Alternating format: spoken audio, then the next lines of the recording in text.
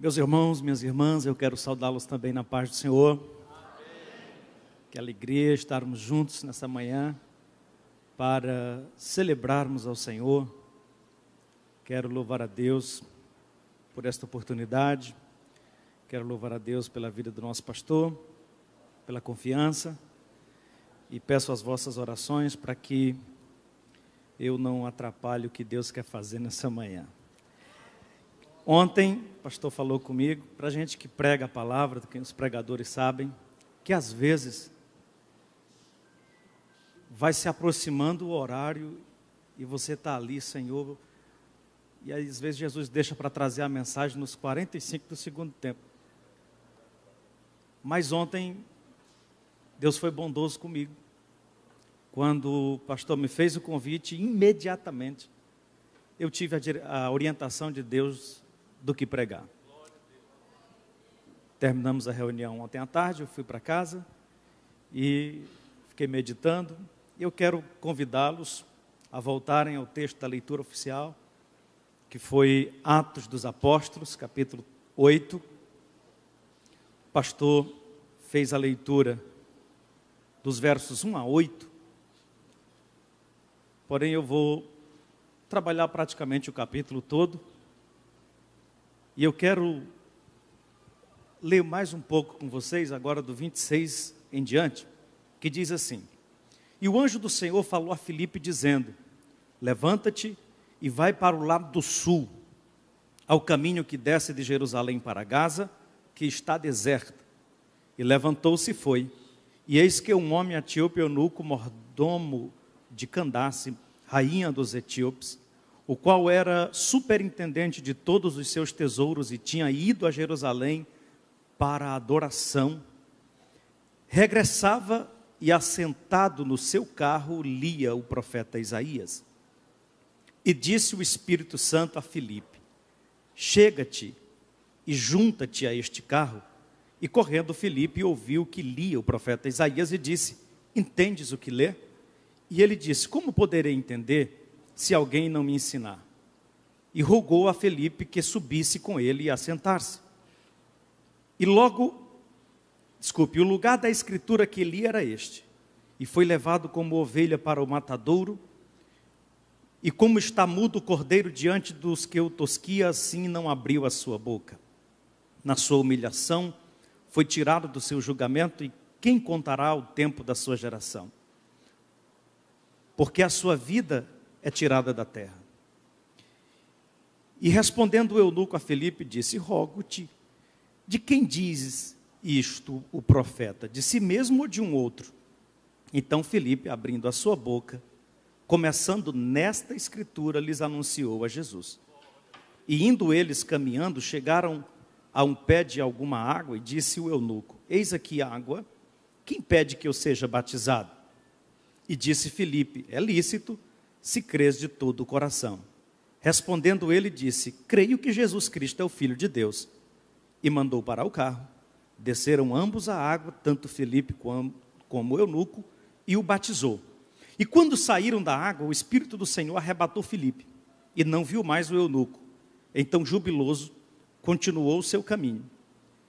E Filipe se achou em Azoto, e passando, anunciava o evangelho em todas as cidades, até chegar a Cesareia. Quantos podem dizer amém? Amém? Meus irmãos, hoje é um culto de celebração e conscientização missionária. E o Senhor Deus, por sua bondade, me dirigiu a falar um pouco sobre a igreja e a pregação do evangelho. Esse capítulo, 40 versículos, nós vamos encontrar aqui Lucas fazendo menção de alguns nomes, de alguns personagens. Ele fala inicialmente de Paulo, ainda antes da sua conversão. Ele fala do Filipe, que é um principal personagem do texto. Fala de João, de Pedro, que eram pastores da igreja de Jerusalém, e vieram a Samaria para trazer algumas orientações e supervisionar o recém-trabalho que estava sendo implantado por Filipe na cidade de Samaria. Você vê isso nos primeiros versos, 8 primeiros versos. Nós vamos ter aqui a figura de uma figura um tanto quanto controversa, do Simão, o mágico. Mas eu quero destacar e chamar a atenção de vocês para um personagem que, se a gente passar assim mais genericamente, talvez nem perceba muito. Mas Lucas faz questão de citá-lo pelo menos 6 vezes. E é importante nós atentarmos para o papel do Espírito Santo na missão da igreja, que foi o nosso tema, né? O ano passado era o lema da nossa igreja, o Espírito Santo e a missão da igreja. Você vai perceber que há uma ação e uma liderança do Espírito Santo no propósito da evangelização, que vai guiando a igreja. E é muito importante nós atentarmos para esse detalhe. Depois do Espírito Santo, o personagem em mais destaque do texto é Filipe. Importante ressaltarmos que a Bíblia fala de pelo menos 3 Filipes. Nós temos um Filipe apóstolo, que a gente vai encontrar lá em João capítulo 1. Nós temos um outro Filipe que era da família de Herodes, um filho de Herodes, e nós temos o Filipe diácono que aparece aqui no texto. Então, com a ajuda do Espírito Santo, irmãos, eu quero falar um pouco a respeito, extrair desse texto algumas lições sobre a missão da igreja. E a primeira lição que eu quero compartilhar com vocês é que a pregação do Evangelho, ela é tão importante para Deus, que se necessário for, Ele permite a instauração de uma crise para que a igreja volte ao seu propósito. Jesus subiu na sua ascensão aos céus dizendo: vocês têm uma missão, vocês vão pregar o Evangelho até os confins da terra. Começando de Jerusalém, Samaria, em toda a Judéia, Samaria e até os confins da terra. A questão é que quando o Espírito Santo desce e a igreja em Jerusalém se fortalece, cresce, o clima ali ficou tão bom que os discípulos se acomodaram ali mesmo. E o tempo vai passando e a missão de ir aos confins da terra, ela vai ficando esquecida. E esse é um risco que a igreja moderna também corre, porque é muito cômodo viver essa vida de comunidade, de comunhão, de celebração, um culto gostoso como esse. Você vem para cá, sai daqui renovado, você tem uma semana que já começa na bênção. É muito cômodo. E corremos o risco de negligenciarmos quanto à missão da igreja, de pregar o Evangelho. E isso acontece com eles.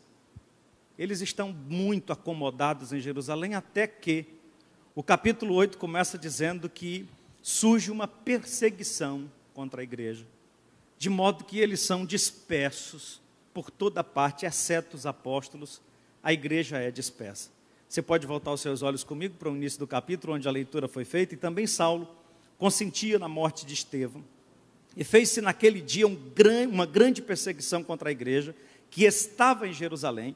Assim todos foram dispersos pelas terras da Judéia e de Samaria. Olha, interessante, Jesus tinha dito: vocês vão começar em Jerusalém, mas depois vocês vão para a Judéia e Samaria. Eles ficaram só em Jerusalém. A perseguição os levou à Judéia e Samaria.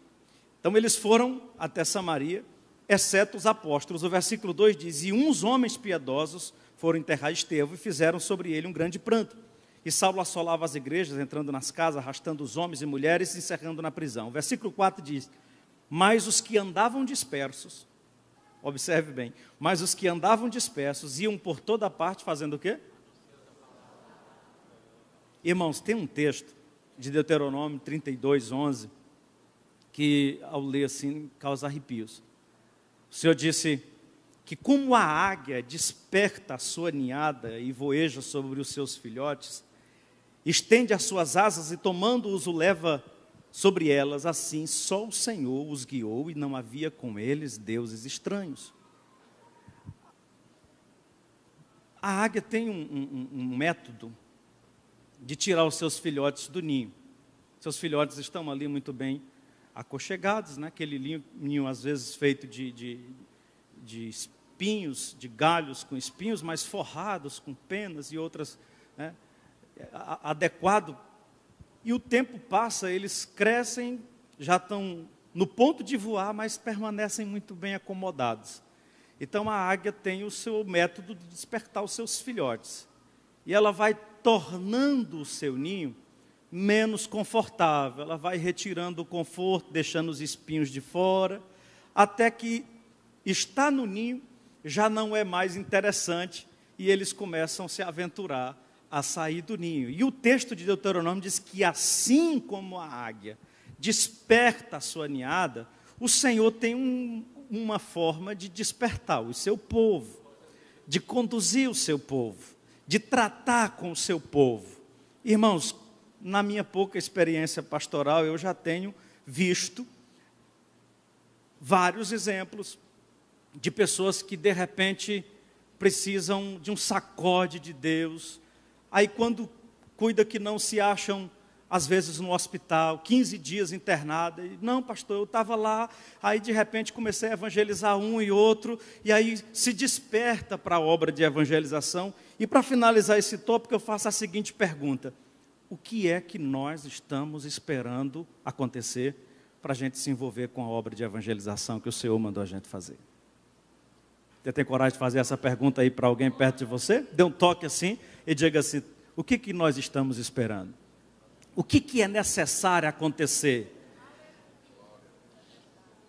Não tem nenhum glória a Deus, mas vai dizendo misericórdia. É um culto de conscientização missionária, e eu quero pensar com vocês sobre a igreja e a pregação do evangelho. Então nós precisamos, irmãos, entendermos que a igreja tem uma missão, a igreja tem um propósito, e se necessário for, Deus permite a instauração de crises para que a gente retorne ao propósito. Quem pode dizer amém? Segunda lição que eu quero extrair com vocês, você pode permanecer com a sua Bíblia aberta, você vai conferindo comigo, é que quando a igreja se dispõe a cumprir sua missão, o evangelho é pregado de forma espontânea. O texto diz no versículo 6, mas os que andavam dispersos iam por toda parte pregando a palavra, anunciando a palavra de Deus. Não havia uma coordenação da direção da igreja, não havia um evento agendado, não havia um programa da liderança para que eles seguissem. Era algo espontâneo. Eles saíram pregando o evangelho por toda a parte. Aliás, o texto diz, no versículo de número 1, que todos foram dispersos, exceto os apóstolos. Ou seja, os apóstolos permaneceram em Jerusalém. E a igreja que foi dispersa, de forma espontânea, anunciavam a palavra de Deus. Meus irmãos, o que fez a nossa Assembleia de Deus chegar onde nós chegamos foi esse espírito evangelístico assembleiano. Nenhuma outra igreja nesse país cresceu tanto quanto nós crescemos, e o resultado desse crescimento, ou esse crescimento é resultado desse espírito evangelístico assembleiano, em que cada crente é um missionário. Mas eu devo dizer para vocês que esse espírito evangelístico ele vem arrefecendo nos últimos anos. Muitos dos nossos irmãos já perderam esse fervor. E nós precisamos urgente de um avivamento de amor, pastor Antônio José. Nós temos um livro, um manual de evangelização que a nossa igreja produziu, que é o Missão de Amar. E o Missão de Amar fala de despertar essa chama, de despertar essa paixão pelo perdido. E eu repito, nós precisamos urgente de um avivamento de amor. Precisamos que o Senhor venha reacender essa chama nos nossos corações. A igreja, irmãos, ela não pode depender de um evento, ela não pode depender de um dia específico para ela pregar o evangelho. A nossa concepção de evangelização, ela tem se resumido àquele evangelismo do sábado à tarde, para alguns talvez só o Nordeste para Cristo. Não, irmãos, eu evangelizo no Nordeste para Cristo. Não, eu estou esperando, eu tenho até vontade de evangelizar, mas nunca mais teve um evento de evangelização. Nós estamos, irmãos, permita-me a expressão, viciados e dependentes desse evangelismo de bando. Quando a gente pensa em evangelizar, a gente pensa num grupo de pessoas, ou num evento evangelístico, numa cruzada evangelística. E todos esses métodos são métodos de evangelização. Mas a igreja precisa evangelizar de forma espontânea, Cada crente, por onde ele passar, onde ele chegar, é no trabalho, na rua, na faculdade, por onde ele passar, dentro do Uber, onde você chegar, de forma espontânea, pregando o evangelho, como a igreja nos dias dos discípulos, por toda parte. Por toda parte. A pregação do evangelho deve ser um compromisso pessoal de cada crente, irmãos. Quem entendeu até aqui, diga amém. A terceira observação que eu quero fazer, e lição que eu quero compartilhar com vocês, é que a pregação do evangelho, ela deve ser genuinamente cristocêntrica. Você está com a Bíblia aberta? Volte os seus olhos aí para o versículo 5. E descendo Filipe à cidade de Samaria, lhes pregava a Cristo. Irmãos, nós chegamos a um ponto, eu disse há pouco, que temos arrefecido no nosso espírito evangelístico, esse fervor evangelístico assembleiano dos nossos pioneiros já não é mais percebido na vida da maioria dos irmãos. Não sei se você vai concordar comigo, mas pelo menos nas congregações, os irmãos mais comprometidos com a obra de evangelização são os mais velhos, os mais idosos. A geração mais jovem, poucos têm se atentado para essa missão. E nós temos chegado, irmão, a um distanciamento tão grande da centralidade do evangelho, que isso pode ser percebido inclusive nas nossas pregações. O ano passado, nós nos reunimos lá no setor 21, que é o setor que faço parte, para fazermos uma cruzada no Nordeste para Cristo à noite, o setor todo reunido, e começamos a procurar um pregador para pregar na cruzada. E eu confesso para os irmãos que tivemos dificuldade assim, de encontrarmos na nossa lembrança um dos nossos pregadores, evangelistas.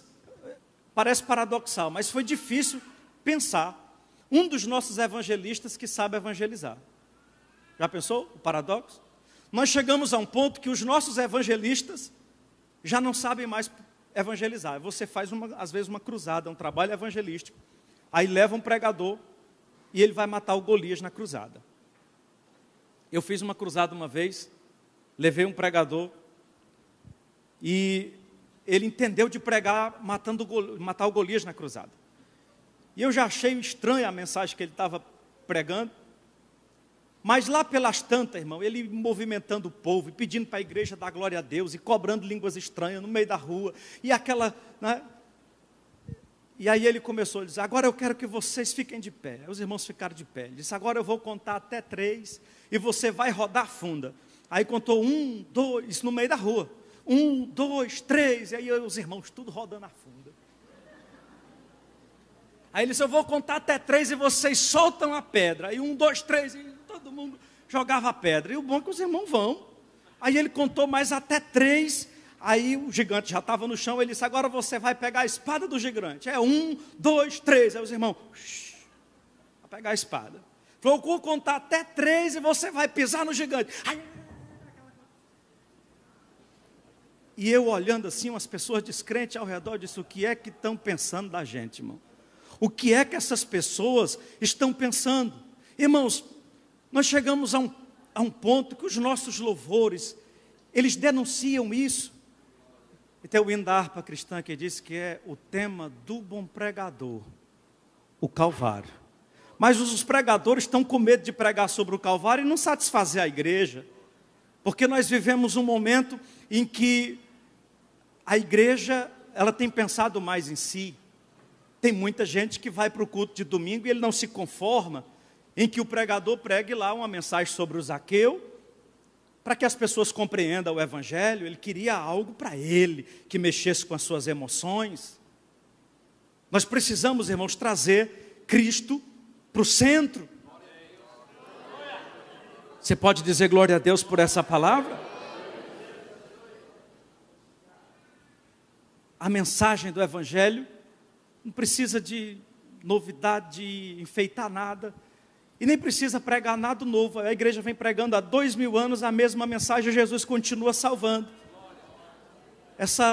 essa ideia de trazer novidades e falar o que as pessoas ainda não sabem, tem resultado em muitas heresias e muitas palhaçadas, né, pastor?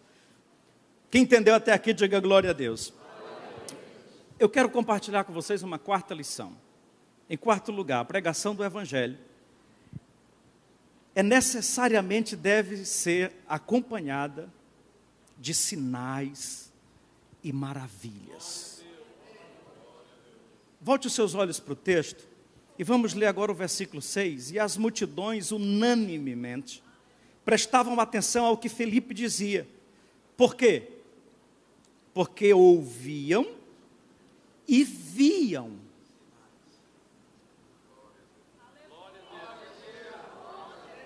Elas ouviam e viam os milagres, né? Os sinais que ele fazia. Olha o versículo 7. Porque os espíritos imundos saíam de muitos os que tinham, clamando em alta voz, e muitos paralíticos e coxos eram curados. E aí quando a gente entende isso, vai ficar mais fácil de entender o versículo seguinte que eu comento já.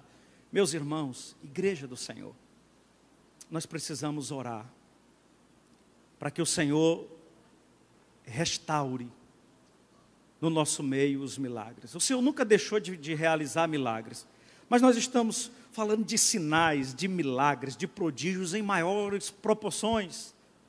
Jesus disse que se não houver sinais, de maneira nenhuma crerão.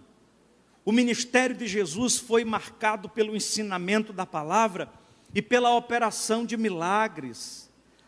As pessoas precisam entender que o evangelho que pregamos, ele não é apenas uma filosofia de vida, ele é o poder de Deus. Ele é o poder de Deus.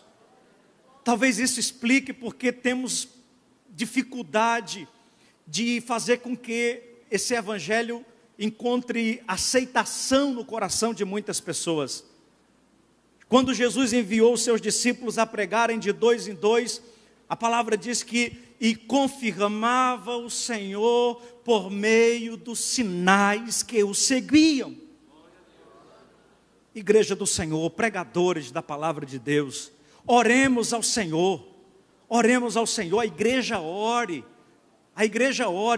pelo nosso pastor e pelos pastores das nossas congregações. Lembre de mim nessas orações, para que Deus nos use na cura, na operação de maravilhas, para que Deus nos use, para que o Senhor opere. Eu lembro que em 2009, eu com 15 dias de casado, assumi a congregação de Alto Alegre. Nós casamos 30 de janeiro, 18 de fevereiro estava assumindo a congregação de Alto Alegre, ainda de lua de mel. Era uma congregação de 17 anos, com 19 pessoas. E nós começamos a buscar o Senhor e Deus começou a operar. E nós tivemos a ocasião, irmãos, de estarmos realizando assim um culto campal, e aí uma pessoa manifestar endemoniada. E a gente começar a orar, chegar uma pessoa correndo e dizer assim, tem uma pessoa endemoniada aqui na rua de trás. Eu dizia assim, irmão, só era 2 obreiros que eu tinha comigo. Eu disse, irmão Carlinho, tu vai lá, que eu vou ficar aqui. E o irmão Carlinho foi lá e eu fiquei com Azarias, que na época me auxiliava.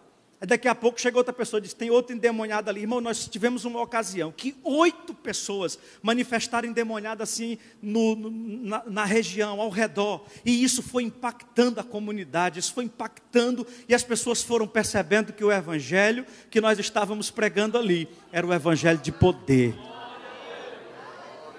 Você pode repetir comigo, diga comigo em alto e bom som, a pregação do evangelho necessariamente deve ser acompanhada de milagres, de sinais, de prodígios, de maravilhas.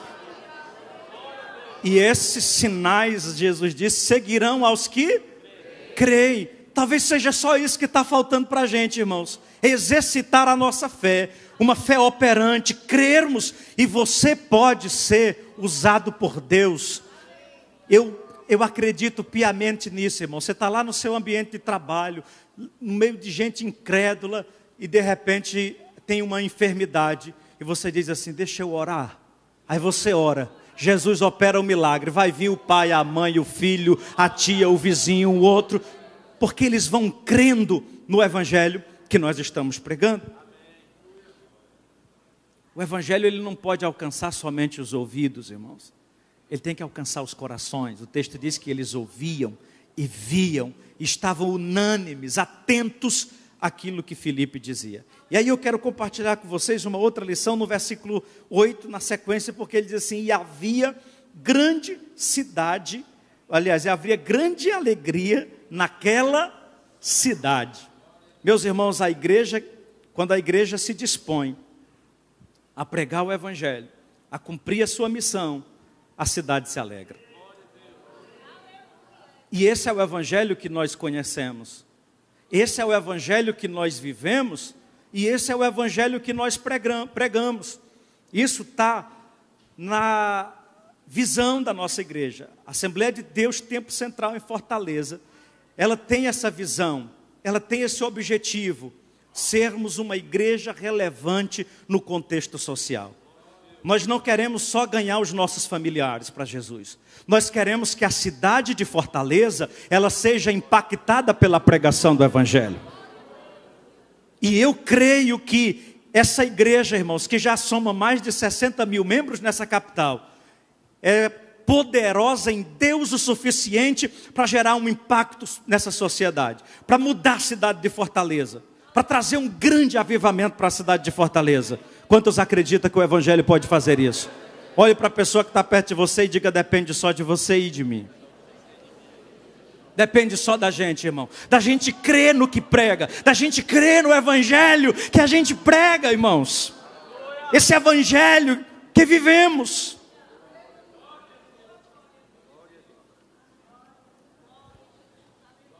Em sexto lugar, veja o versículo, do versículo 29 ao do versículo 9 ao versículo 24. Tem aí a figura controversa do Simão. Não vou entrar em detalhe no Simão, que não vem ao caso. Mas eu anotei aqui que o Espírito Santo trouxe ao meu coração uma lição muito importante. Quando a igreja está disposta a crescer, ela tem que correr o risco de conviver com os falsos cristãos. A igreja começa a crescer e lá aparece o tal Simão, que inclusive estava junto dos discípulos o tempo inteiro e passou pela experiência do batismo, estava junto com eles, só não era convertido ainda, só não era liberto. Às vezes, irmãos, esse pensamento, aquele velho argumento, falou assim: não, a igreja tal, ela cresce, mas é de qualquer jeito. Isso é uma justificativa, é uma forma grotesca de justificarmos a nossa inércia. Não, a igreja está crescendo, mas é de qualquer jeito. Quando a igreja está disposta a crescer, ela tem que correr esse risco. E não cabe a nós fazer essa separação entre o trigo e o joio. É o Espírito Santo, irmão. Quando chegar o momento certo, o Espírito Santo vai revelar quem é e quem não é.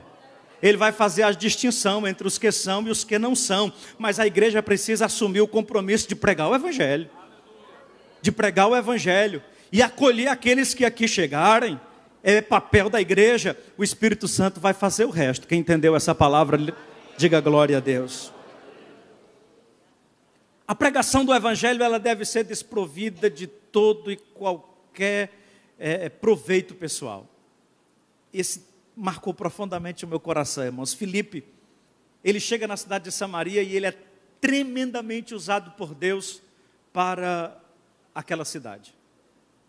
Porém, quando a notícia chega em Jerusalém, os apóstolos mandam para lá Pedro e João. E eu acho interessante que Filipe não tem, pastor Antônio José, nenhuma dificuldade. Ele não tem nenhuma dificuldade em ser supervisionado pela liderança da igreja. Porque ele sabia, irmãos, que ele não estava fazendo uma igreja para ele. Ele não tinha interesses pessoais. Ele estava ali com a missão de pregar o evangelho. Ele estava desprovido de todo e qualquer interesse, proveito pessoal. Ele não estava contaminado pelo espírito de abrir salão. É que tem um espírito de abrir salão. Ele estava interessado em ganhar vidas para Jesus. Ele não estava preocupado em fazer uma igreja para si. ele não teve dificuldade de ser supervisionado pela liderança, e nem muito menos teve dificuldade, você vai ver isso no versículo 26, de deixar a cidade de Samaria, quando o Senhor o orientou, e ir para um caminho que desce para Gaza, que estava deserto, não tinha ninguém. O Senhor disse, vá para lá, eu tenho uma obra para você realizar, onde não tem ninguém. Mas ele estava com uma igreja pujante, crescente, uma igreja vibrante, novos convertidos, irmãos, uma igreja que crescia todo dia. Filipe estava no melhor momento do seu ministério, mas ele não estava fazendo nada para ele estava fazendo para o Senhor, ele estava pregando o evangelho, e o Senhor disse, deixa aí já tem muita gente, vá lá para o deserto, vai para um outro lugar. E ele foi, sem nenhuma dificuldade. Quem pode dizer amém? Na execução da missão, precisamos estar sujeitos ao governo do Espírito Santo. Eu quero que você veja comigo agora lá no texto que nós lemos, versículos de número 26 em diante. E o anjo do Senhor falou a Filipe dizendo, levanta-te e vai para o lado sul, ao caminho que desce de Jerusalém para Gaza, que está deserta. Levantou-se e foi. E eis que um homem etíope, eunuco, mordomo de Candace, rainha dos etíopes, o qual era superintendente de todos os seus tesouros. Interessante que esse homem tinha uma sede de Deus. E como ele conhecia o Deus de Israel, nós não sabemos ao certo.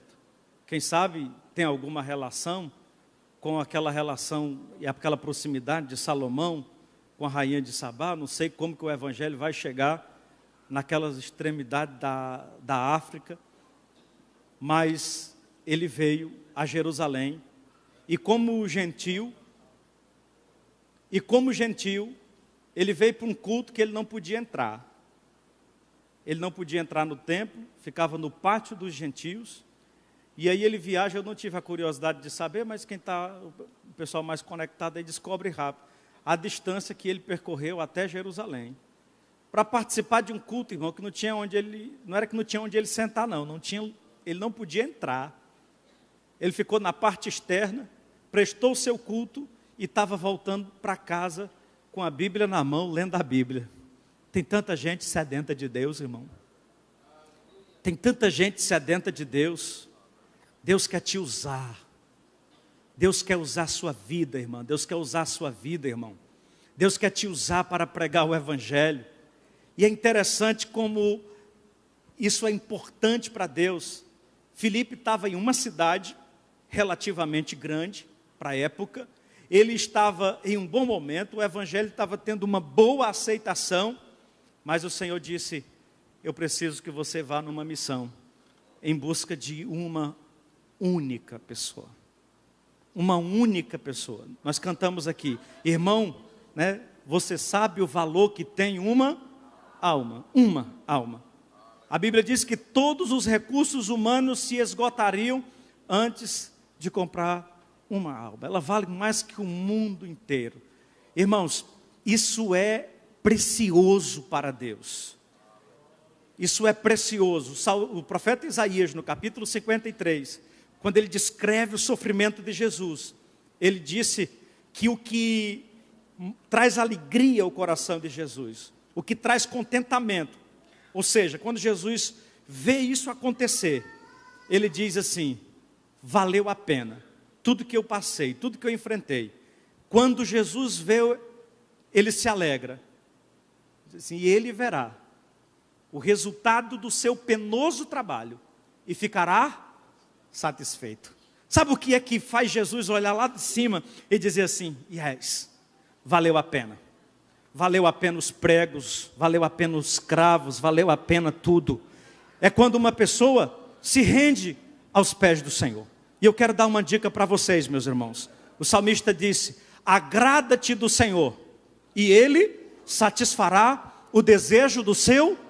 Muito do que você deseja no Senhor vai acontecer quando você começar a se importar com aquilo que de fato importa para Deus. Quem recebe essa palavra?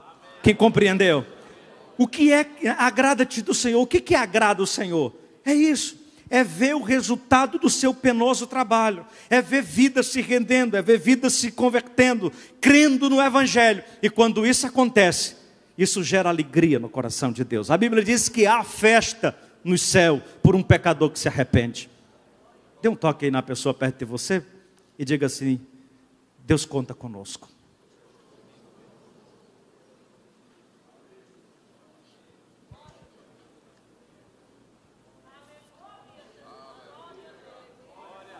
Filipe vai, e o texto diz, olhe comigo na sequência,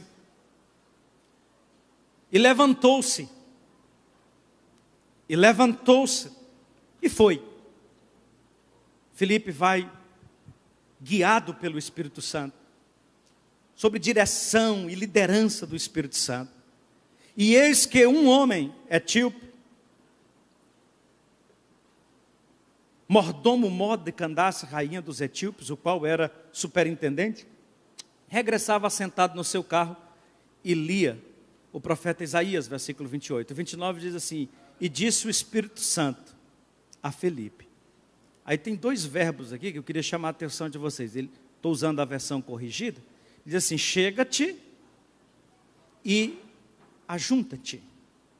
Irmãos, a igreja precisa valorizar. A igreja não pode desprezar, nem menosprezar a importância do evangelismo relacional. Nós temos falado muito sobre isso na nossa igreja nos últimos anos. Inclusive o livro A Missão de Amar, ele trata disso. A missão de amar compartilhando Cristo através dos relacionamentos. Veja qual a orientação do Espírito Santo a Filipe. Diz: Filipe, chega-te, se aproxime.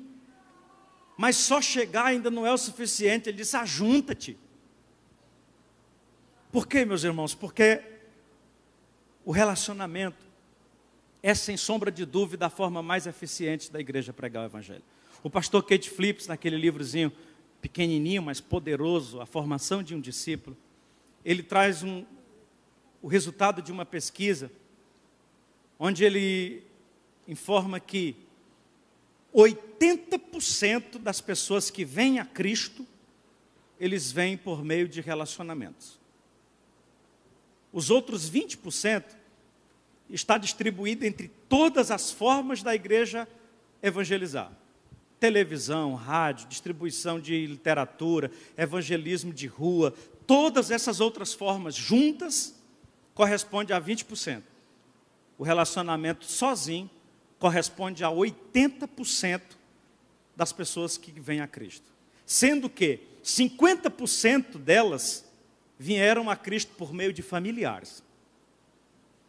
30% vieram a Cristo por meio de amigos. E a gente pode até fazer esse exercício aqui. Quantas pessoas aqui conheceram a Cristo através de um familiar, de um parente, de alguém que era crente, que você levante a mão assim, os filhos de crente, alguém que conheceu, nasceu na igreja? A maioria. E quantos conheceram a Jesus através de um amigo? Levante a mão. A maioria. Então é uma pesquisa que se confirma aqui. É uma pesquisa que se confirma aqui. Nós não podemos desprezar isso, irmão. Isso é um papel de cada crente. Repito, foi isso que fez a Assembleia de Deus crescer. É alguém aceitar Jesus e ele ficar inconformado, dizer: eu vou ter que pregar o evangelho para minha mãe, para o meu filho, para o meu marido, para os meus filhos, para o meu vizinho. Precisamos fortalecer os nossos relacionamentos, os nossos vizinhos. Eu brincando lá com os irmãos lá no Bom Jardim esses dias, eu falei: irmãos, pegue o cachorro, saia para passear e você já tem uma oportunidade de evangelizar. Passeando com o cachorro, você já tem a oportunidade de falar de Jesus. Não tem o cachorro, compre um que vai um bom investimento. Fazendo caminhada, é no motorista do Uber, irmão. Você entra dentro do Uber, ali você já tem a oportunidade de pregar o evangelho. Eu tenho a minha forma de fazer. Quando eu pego o Uber, eu já entro, né, bom dia, ou boa noite, ou boa tarde. E aí, amigão, trabalhando muito. Tô, rapaz, como é que é a sua jornada? Aí o camarada já vai lá dizendo a jornada dele, vai desabafando. Mas tem conseguido um tempozinho para a família? Tenho, rapaz, eu tiro um dia por semana para folgar, ou às vezes não. Eu disse: para Deus, eu já cheguei lá. Aí chegando ali, você já chegou lá. Rapaz, às vezes é um afastado da igreja, e às vezes é um crente descongregado. Não, mas eu sou crente, sou da igreja, mas eu não estou conseguindo ir porque não tem mais tempo para servir a Jesus. Quem está entendendo até aqui, diga glória a Deus. Irmãos, deixa eu caminhar para o encerramento, porque eu acho que o meu tempo já foi. A igreja deve conhecer a palavra o suficiente para responder aos questionamentos que surgirem no processo da pregação. Filipe entra no carro, o rapaz está lendo, ele já reconheceu o texto e perguntou, você entende o que lê? Ele disse, não tem quem me explique. Falei, está resolvido o problema. E ele começou a explicar. Irmãos, a igreja precisa estar preparada. Para isso é necessário ler a Bíblia, estudar a palavra, vir para os cultos de ensino, para a escola bíblica dominical. Pedro, na sua primeira carta, capítulo 4, versículo 15, ele diz assim, antes santifiquem a Cristo como Senhor no coração e estejam sempre preparados para responder a qualquer um que lhes pedir a razão da esperança da vossa fé, que há em vocês numa outra versão. Então a igreja precisa estar pronta, precisa estudar, precisa estar preparada para na hora que surgir um questionamento sobre uma seita, sobre uma heresia qualquer, você está respaldado na palavra para anunciar o Evangelho de Cristo Jesus. A missão da igreja não se encerra com a pregação, é necessária a consolidação. Filipe pregou para ele, mas depois o texto diz que ele, começando nessa escritura, anunciou a Cristo. Ele deu um intensivão, como o pastor Antônio José costuma dizer, né? Ele deu assim um discipulado, e ele conduziu aquele homem até o batismo. Evangelize, mas consolide, cuide de quem você evangeliza, forme discípulos, adote uma pessoa, e cuide dele até que você sinta que ele já pode fazer o mesmo com alguém. Esse é o processo, é a missão da igreja. E para encerrar, meus irmãos, eu quero convidar vocês para ler o versículo 39 e 40, que diz assim, e quando saíram da água, o Espírito do Senhor arrebatou Filipe, então não viu mais o eunuco. Aí olha que interessante, então, jubiloso, continuou o seu caminho. Jubiloso, alegre. A igreja deve pregar o Evangelho não por uma mera obrigação. A igreja deve pregar o Evangelho com alegria, com gozo. É um privilégio tal que os anjos desejaram fazer. E o Senhor disse, não, eu tenho alguém que sabe fazer melhor que vocês. Eu tenho a igreja. Jesus confiou em mim, Jesus confiou em você. Meus irmãos, que Deus abençoe, guarde essa palavra no seu coração. Essa foi a palavra que Deus me orientou, e o que passar daqui é de mim mesmo, pastor Antônio José. Então eu vou parar aqui. Deus abençoe a igreja, ore por mim, pela minha família, pela congregação do Bom Jardim. Deus nos abençoe ali, na missão de pregar o Evangelho.